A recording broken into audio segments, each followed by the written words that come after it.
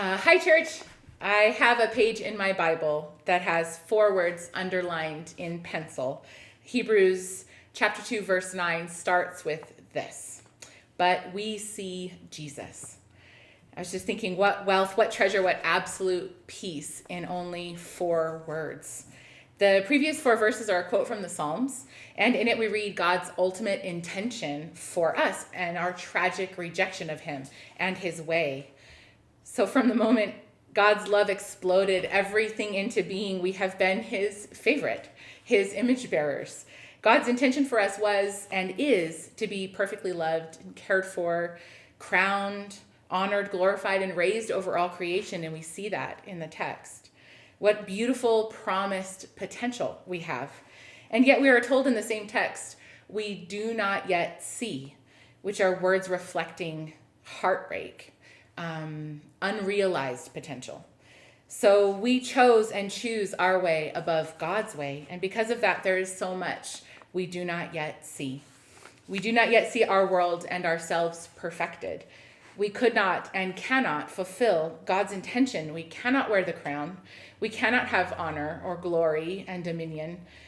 And if that was it, that'd be the end of the very saddest story, except for this interruption, this perfect shift in the tale, except for these 4 words: but we see Jesus. He as a man did what we could not do. He did what we would not do. He won the crown, and by his grace, he shares it with us. There is much we do not yet see, but there is even more that we do see because we see him. We see an invisible God made visible. We see, as we read later, the captain of our salvation. We see his perfect life, his patient death, his powerful eternity rattling resurrection. We see Jesus. And may his beauty so capture our attention that we are compelled and empowered by the Spirit to be like him, to love as we are loved, to obey because we are his friends, to go second miles and turn other cheeks because he gave all for us. When we are overwhelmed by the world and its brokenness, we need to see Jesus. He has overcome the world. And when we are wearied by our own failing hearts, we must see Jesus. He is greater than our hearts.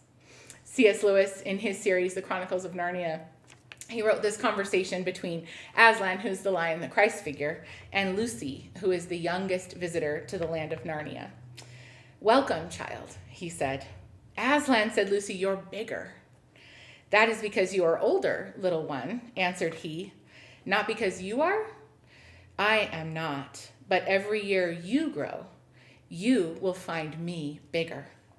So I pray that we would see Jesus, that our vision of him would grow greater, and that day by day and year by year, he would be bigger in our minds and in our hearts until he is all we see.